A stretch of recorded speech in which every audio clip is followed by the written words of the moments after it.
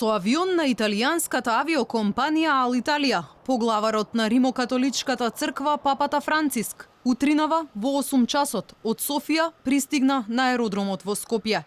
На прозорците од пилотската кабина символично се вееа македонското знаме и знамето на најмалата независна држава во светот, светиот град Ватикан.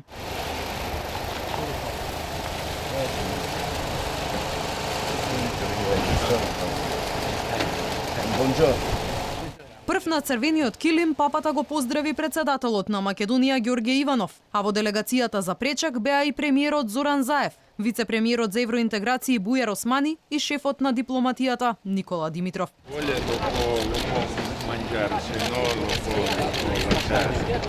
На традиционален македонски начин, понтифот беше послужен со погача и сол. Тој прво проба од солта, па скрши парче од лепчето, кое го подели со председателот и премиерот. Со автомобил со странски регистарски таблички, во придружба на македонската делегација и под засилено полициско обезбедување.